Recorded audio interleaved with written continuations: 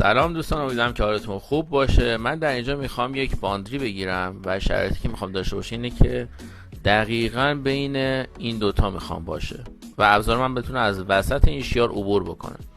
حالا شرایطی که باید داشته باشه به چه صورته؟ ببینید، اول من میام یک میجر میکنم، بین دو تا نقطه رو اندازه گیری میکنم. این شیار به اندازه 6 و 4 دهم پهنا داره. خب من اگر به اندازه 3 و 2 دهم از یکی از این لبه ها بیام و آفست بگیرم به داخل یا از این لبه به بیرون، میرسم به مرکز این شیار.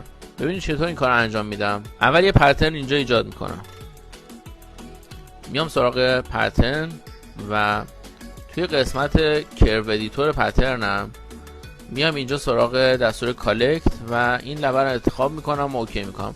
البته روش دیگه هم هست، شما میتونید با کامپوزیت کرو هم اینو درست کنید. خب حالا که این پترن رو با کالکت ایجاد کردم، میام سراغ آفست دادنم. خب ببینید، من الان این پترن رو اگر بیام آفست بگیرم به داخل و بخوام وسط این شیار بندازم، بعد برم توی کرو ادیتور و آفست رو بزنم. این آفست رو میزنم، عددی که وارد میکنم منفی 3 و 2 دهم. ببینید در اینجا وقتی شما این کار رو انجام میدید، آفست که گرفته میشه، چون این کرو زاویه دار بوده، آفستتون فلت میشه و دیگه روی سطح قرار نمیگیره.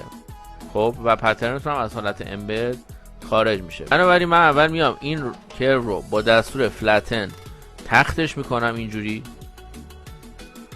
آفستمو میگیرم، عدد منفی 3 و 2 دهم رو وارد میکنم به این ترتیب و بعد دراپ رو میزنم. ببینید الان اگر از نمای تاب نگاه کنم و مدلمو بیارم، کاملا پترن من وسط شیار قرار گرفته. خب با این کار پترن ما وسط شیار افتاد، اما امبد نیستش. اگر خواستید امبدش کنید، کافی انتخابش بکنید و توی کرو ادیتورتون بیاید سراغ دستور امبد، این رو دراپ بذارید و اوکی کنید. به این ترتیب الان پترنمون امبد هم شده. اگر به آیکون های پترن هم دقت کنید، این حالت امبد هست و این هم پترن دراپ شده و بدون امبد هستش که توی سری از استراتژی شما مجبورید از پترن های امبد استفاده کنید. امیدوارم که براتون مفید واقع شده باشه و ازش استفاده لازم رو ببرید.